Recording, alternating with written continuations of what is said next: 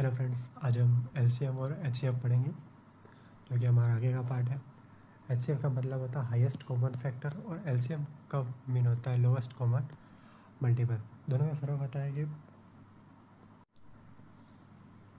HCF वो सबसे बड़ी संख्या होती है जो दी गई संख्याओं को डिवाइड करते तथा एलसीएम वह सबसे छोटी संख्या हो जो दी गई संख्या से डिवाइड हो जाए। जैसे कुछ संख्या को सेट दिया हो 2, 4, 6 और 8, इन दोनों का एचसीएफ और एलसीएम। तो इन सब में सबसे बड़ी संख्या होगी 8। वो सबसे बड़ी संख्या होगी जो इन संख्या से पूरे डिवाइड हो जाए। 2 से भी डिवाइड होगी, या 4 से भी डिवाइड होगी, 6 से भी डिवाइड होगी, 8 से भी। और एचसीएफ में 2 वो सबसे बड़ी संख्या होगी जो इन सारी संख्या को डिवाइड कर देती है। 2 से 2 भी डिवाइड होगा, 2 से 4 भी डिवाइड होगा, 2 से 6 भी डिवाइड होगा, 2 से 8 भी डिवाइड होगा। तो नेक्स्ट क्वेश्चन देखते हैं जिसमें अभाज्य गुणनखंड विधि से 96 और 404 का एचसीएफ और इनका एलसीएम ज्ञात करना है। सबसे नॉर्मल मेथड 96 और 404 का प्राइम फैक्टर करेंगे। तो 96 की सबसे छोटी संख्या 2 से डिवाइड करने पर 48 बार जाएगा। फिर 2 से डिवाइड करेंगे 24, फिर 2 से डिवाइड करेंगे 12, फिर 2 से डिवाइड करेंगे 6, फिर 2 से डिवाइड करेंगे 3। अब देखो 3 में 2 का नहीं जाएगा, 3 का। तो 96 के प्राइम फैक्टर हो गया 2 इंटू 3। जैसे कैसे 204 के प्राइम फैक्टर 202, 101। 101 किसी संख्या है जिसमें किसी का भाग नहीं जाएगा, सिर्फ 101 का जाएगा। तो 96 के प्राइम फैक्टर हो गए 2 into 2 into 2 into 2 into 2 into 3। और 404 के प्राइम फैक्टर हो गया 2 इंटू 2 इंटू 101। निकालने के लिए वो संख्या लेंगे जो दोनों में कॉमन है। एक तो 2 दोनों कॉमन आ रहा है, फिर से 1 2 दोनों में कॉमन आ रहा है, यानी एचसीएफ हो गया 2 इंटू 2 यानी कि 4। और एलसीएफ में कॉमन आ रहा है वो तो लिखेंगे 2 इंटू 2 कॉमन, और बाकी जो बचा वो 3 बार 2, फिर 1 बार 3, और फिर 1 0 1, यानी कि इसका एलसीएम हो जाएगा 9696। देखो हमने एलसीएम निकालना सीखा, फिर एचसीएफ निकालना सीखा। एक रूल होता है किसी भी संख्या का एचसीएफ और इंटू एलसीएम।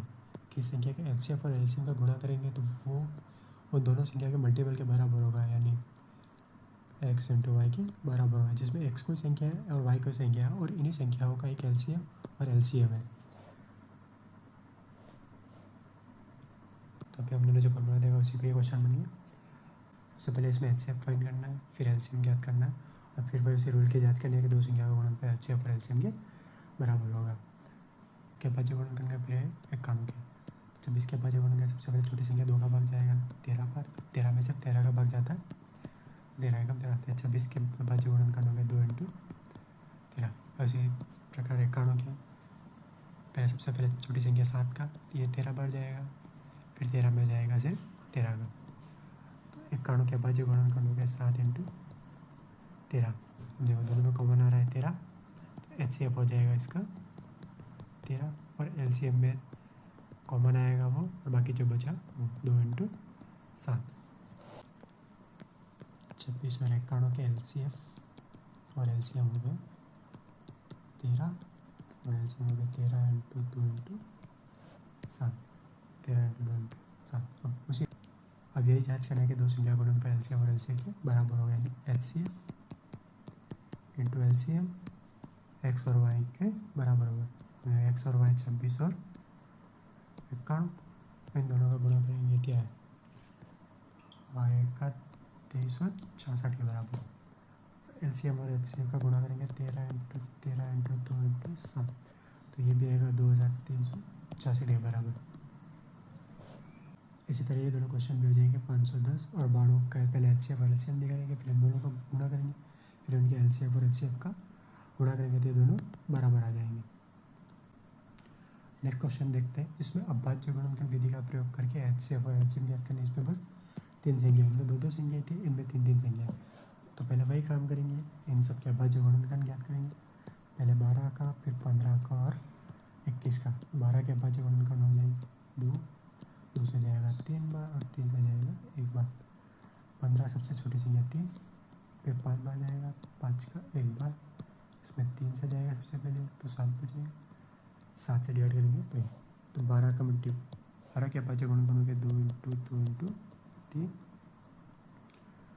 15 के अभाज्य गुणनखंड हो गया 3 इंटू 5 और 21 के अभाज्य गुणनखंड हो गया 3 इंटू 7।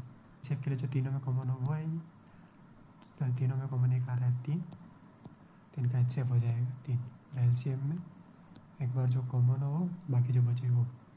इसमें बच रहा है 2 और 2 यानी 4, इसमें बच रहा है 5 और इसमें बच रहा है 7। LCM हो गया 60 इंटू 7 इंटू 420। नेक्स्ट है 17, 23 और 29। देखो 17, 23 और 29। 17 भी एक अभाज्य संख्या है, 23 भी एक अभाज्य संख्या और 29 भी एक अभाज्य संख्या है। यानी 17 के अभाज्य गुणनखंड 17 इंटू 1, 23 के अभाज्य गुणनखंड के 23 इंटू 1 और 29 के अभाज्य गुणनखंड 29 इंटू 1। यानी कि इन सब का HCF 1 होगा, क्योंकि इनमें सब में कुछ कॉमन नहीं है। एक के अलावा LCM होगा इन तीनों का गुणनफल, यानी 17 इंटू 23 इंटू 29 के बाद जो संख्या मिलेगी भाई इनकी LCM होगी। देखते हैं नेक्स्ट है 8, 9 और 25। देखो 8 के अभाज्य गुणन बन जाएंगे 2 इंटू 2 इंटू 2, 9 के अभाज्य गुणन बन जाएंगे 3 इंटू 3 और 25 के अभाज्य गुणन में 5 इंटू 5।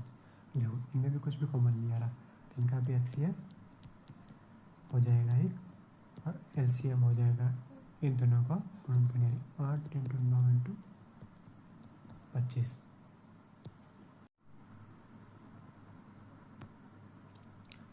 फिर एक क्वेश्चन है, ज्ञात कीजिएगा किसी प्राकृत संख्या n के लिए संख्या 6 की पावर n एक अंक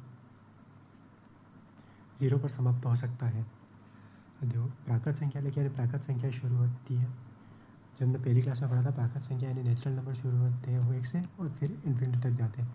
यानी 6 की पावर 1 से बड़ी कुछ भी हो तो क्या वह 0 पर ख़त्म होगी, यानी उसका इकाई अंक 0 होगा या नहीं होगा। देखो 6 की पावर 1 लेने पर इसका इकाई ये 6 होगा, 6 की पावर 2 लेने पर ये 36 हो जाएगा, यानी इकाई अंक 6।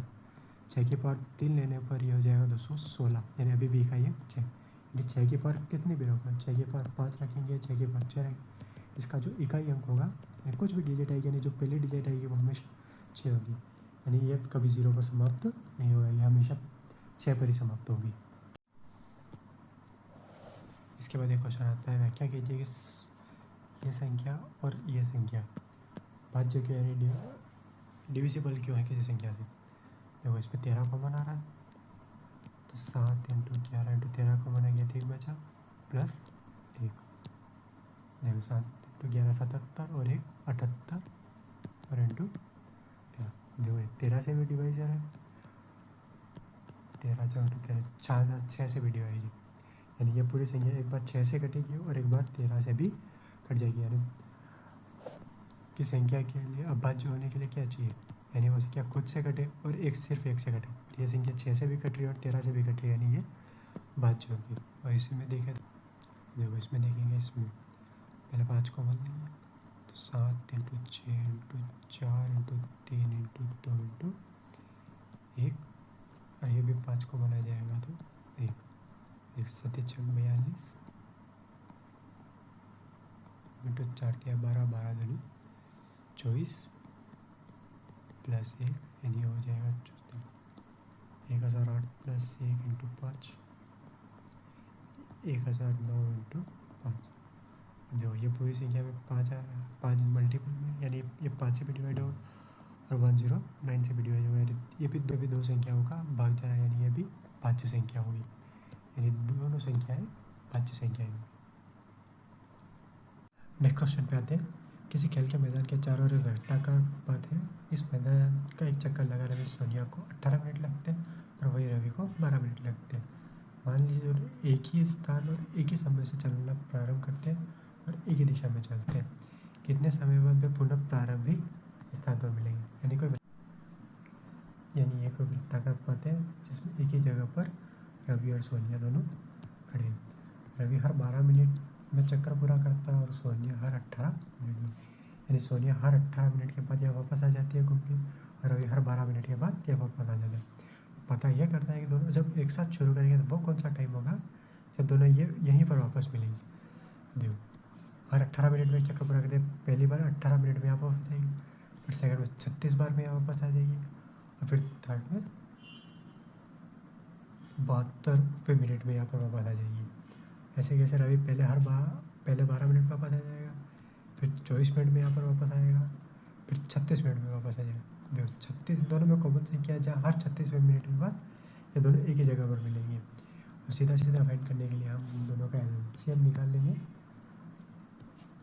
12 और 18 12 के अपाचे गुणनखंड करेंगे 6 12 2 3 3 का 3, 18 का 2 9 3 और 3। ये 12 के अभाज्य गुणनखंड हो गए 2 इंटू 2 इंटू 3, और 18 के अभाज्य गुणनखंड हो गए 2 इंटू 3 इंटू 3। एलसीएम के सबसे पहले कॉमन संख्या लिखेंगे जिसमें 2 कॉमन, फिर एक पर 3 कॉमन, फिर ऊपर से 2 और नीचे से 3। ये 2 3 6 12 36। यानी 36वां मिनट वो होगा जब दोनों वापस उसी स्थान पर शुरू करके उसी स्थान पर एक ही समय में वापस आ रहे होंगे। ये हमारे 1.1 खत्म हो गया। अब नेक्स्ट पार्ट में हम 1.2 शुरू करेंगे। धन्यवाद।